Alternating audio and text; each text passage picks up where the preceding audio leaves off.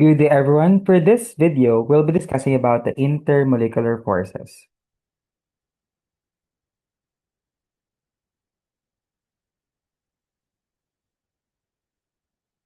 So there are two types of forces as a review that govern in a molecule. We have intramolecular within the molecule and intermolecular forces of attraction between molecules. So let's try to understand their difference by using this example. So again, we talk about intramolecular forces. This is the force of attraction within the molecule. Say for example, we can see here hydrogen and chlorine is tied together. And this type of bond or type of attraction is what you call as intramolecular attraction or force of attraction since it is within the molecule. Now, when talk about intermolecular forces, on the other hand, this is the attraction between two molecules. Say, for example, we have here hydrogen chloride, or hydrogen chlorine bonded together, that's intramolecular. And once it is bonded to another hydrogen chloride, then this is what you call as intermolecular force of attraction. So bonding forces are intramolecular forces, and molecular polarities would dictate our intermolecular forces. This is due to the electrostatic attraction between opposite charge. So remember, like particles or like sign repel, such as negative, negative, positive, positive, they repel each other, while negative and positive or positive and negative or opposing signs attract each other. So again, as a review, intramolecular forces exist inside the molecule. Force which keeps the molecule together is also intramolecular forces. Maybe ionic, covalent, and metallic, which we were able to discuss in our previous video, and they are relatively strong. Charges are larger and closer together. On the other hand, we talk about intermolecular forces. These are attractive force between molecules, responsible for keeping matter in solid or liquid phase. Take note. So without this type of attraction, there will be no solid or liquid because there will be no attraction between molecules, just like a gas. So relatively weak involve smaller charges that are farther apart. So four kinds of intermolecular forces, from weakest to the strongest. So the weakest one is your London dispersion forces or the dispersion forces, which will be present to all molecules. Number two would be dipole-dipole force because of their polarities. Number three, hydrogen bonding, which is a special type of dipole-dipole. And lastly, we have ion dipole, which is an interaction between an ion and a dipole.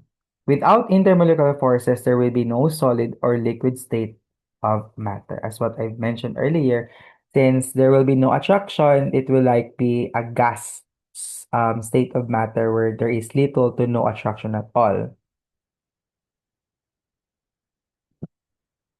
So first, we have the London dispersion or dispersion forces. This is present in all molecules and atoms. So this is an example of our London dispersion forces, which may be temporary because of their charges. Dipole-dipole present in polar molecules. Take note of the word polar molecules. So this is the illustration for polar molecules where the positive end is attracted to the negative end. We have the hydrogen bonding, molecules containing hydrogen bonded to fluorine, oxygen, or nitrogen. So as long as there is hydrogen and it is connected to fluorine, oxygen, or nitrogen, we classify it as hydrogen bonding. And lastly, we have the ion dipole, mixtures of ionic compounds and polar compounds. Take note, there must be ionic compounds in here, so it will be fully ionized into positive or negative ions, cation or anion, and it must be connected to the polar ends of a polar compound, such as the partial negative end or the partial negative end. So this one is the strongest among the four. So by the way, what is a dipole? Before we define each type of intermolecular force, let's define a dipole. A dipole is a molecule that has an uneven distribution of electrons across the molecule. A dipole occurs in a polar molecule because there is not equal sharing of electrons. So there will be two poles. Other one would be partially positive, and the other one is partially negative, where mostly of the electrons are found or are pulled in this particular pole. So we call it as a dipole. So in other words, one side of the molecule has more electrons than the other side. So now let's proceed. Forces of attraction or repulsion which act between neighboring particles, atoms, molecules, or ions is also classified as your intermolecular force. These are weak compared to intramolecular forces such as covalent or ionic bonds between atoms in a molecule. So the types of intermolecular forces. The first one is the dipole-dipole interactions. Forces occur when the partially positive charged part of the molecule interacts with the partially negative charged part of the neighboring molecule. So take note, intermolecular forces is between molecules. So we have here a partial negative end where there is more electron in this part. It is attracted to the partial positive end where there is lesser electrons. So that's why it's partially positive. And as you can see also here, the partial positive end with lesser electrons is connected to the partial negative end on the other molecule, making an attraction between them. So these are the strongest intermolecular force of attraction, one of the strongest intermolecular force of attraction. As you can see, hydrogen is partially positive. It has less electron in its side, while chlorine has more electrons in its side, more pull of electron. That's why it's negative. And this negative end is attracted to the positive end of your hydrogen molecule hydrogen atom in another molecule of hydrogen chloride. So this is a dipole-dipole attraction.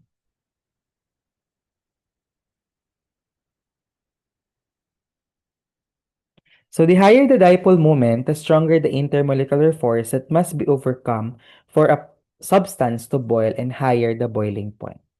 So the stronger the intermolecular forces, the stronger is the type of attraction between these molecules. Then therefore, there must be higher boiling point as well and melting point. So as you've noticed here, propane has a dipole of zero point 0.1 and the boiling point is only around 231 Kelvin. And on the extreme, we have here acetonitrile with a dipole of 3.9. And as you can see, its boiling point is around 355 Kelvin, which is quite higher compared to your propane with a dipole moment of zero point 0.1. So take note of the rule. Higher dipole moment or the higher the intermolecular force of attraction between these molecules, the higher will be the boiling point of the substance.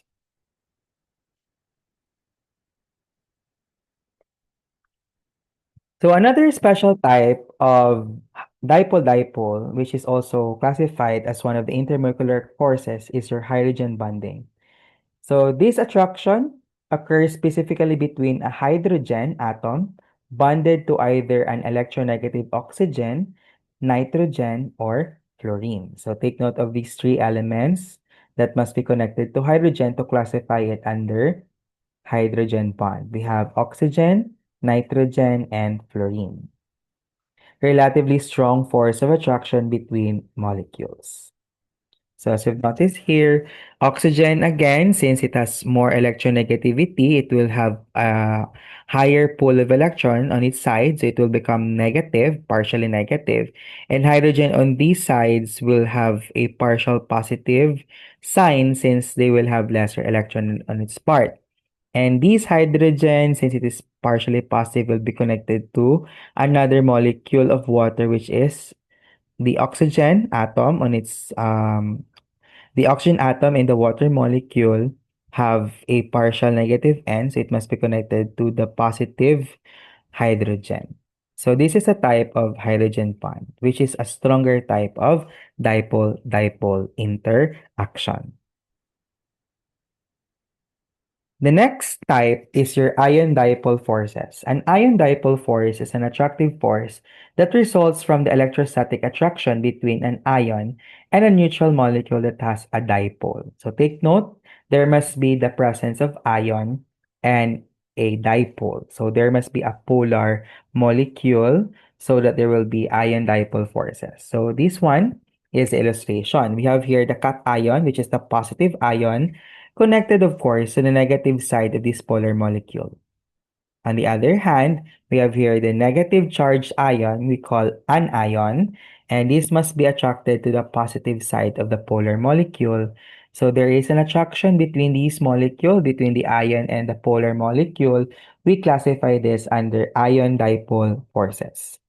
Polar molecules are dipoles. They have positive and negative end, as we've discussed also in our previous section in this particular video. The next type of intermolecular force is your London dispersion forces.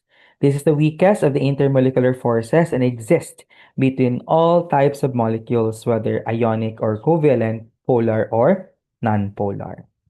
So there is like a temporary dipole in this particular case. Now, at an instance, there is a temporary positive, temporary negative charge, and that forms attraction between molecules, and we call it as your London dispersion forces. And these may also happen even if the molecule is non-polar. The more electrons in a molecule has, the stronger the London dispersion forces are. Okay, so it depends on the number of electrons, and the dispersion forces will also become higher. They are relatively or directly proportional with each other. So even here, in a chlorine, there will be diatomic attraction between the two atoms of chlorine, and chlorine connected to another chlorine or attracted to another chlorine molecule, another atom or another molecule, I mean, is classified as a London dispersion force because this is non-polar, but there is an attractive force between these molecules, and we call it as your dispersion forces.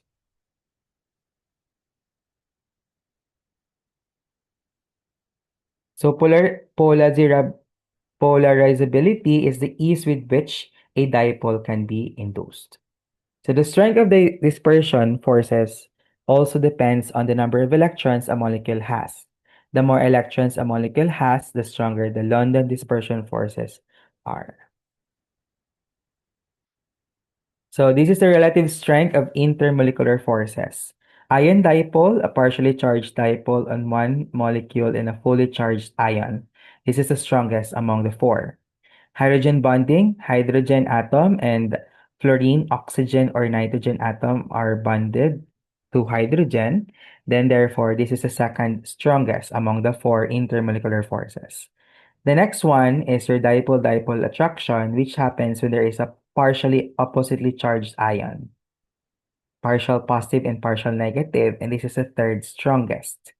And the weakest among the four is your London dispersion force. All molecules and atoms contain or have this type of attraction, and this is the weakest among all the intermolecular forces discussed earlier. So how the forces of attraction affect properties of compounds? The rule of thumb is that the stronger intermolecular force of attraction, the more energy is required to break those forces. So boiling and melting points of compounds depend on the type of strength of the intermolecular forces present. So if you need to classify or to compare, then therefore, if there are ions and at the same time dipole or polar molecules mixed together, then it will have higher boiling point because it is stronger intermolecular force. If we have hydrogen bonding, say in the case of water, because hydrogen is connected to oxygen, which is an electronegative atom or molecule, then it will also have a higher boiling point. Next, dipole-dipole attraction. If there are if it is a type of polar molecule, the attraction is dipole-dipole, and it will also have a certain boiling point to break the bonds. And lastly, the weakest and having the lowest boiling point, of course, would be the temporary charged particles we call as your London dispersion forces.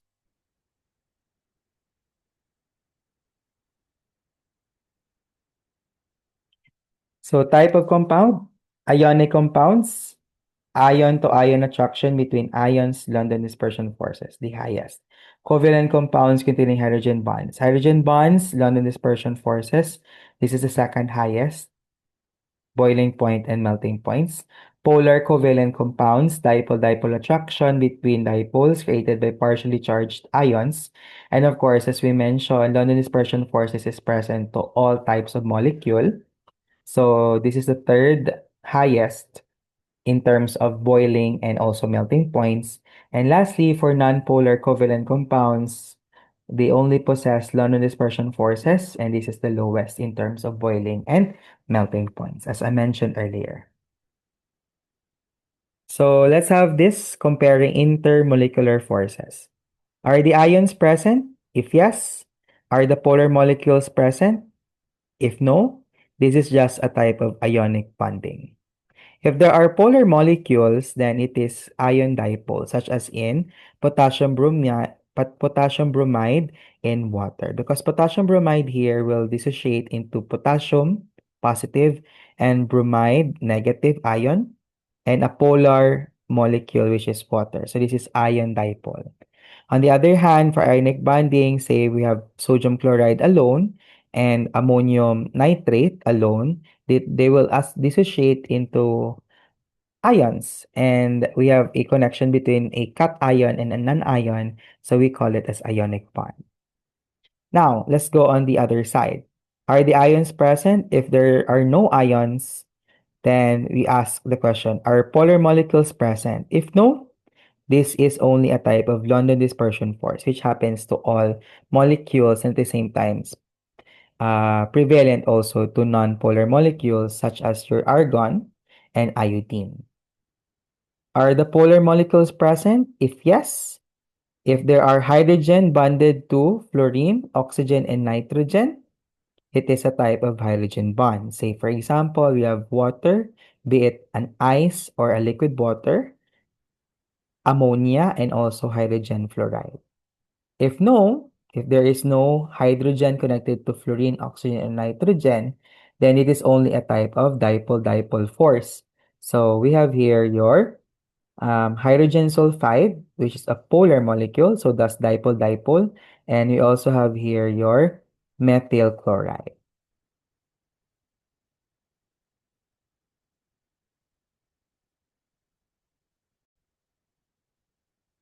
So let's identify the different kinds of intermolecular forces present in some molecules given in these particular examples.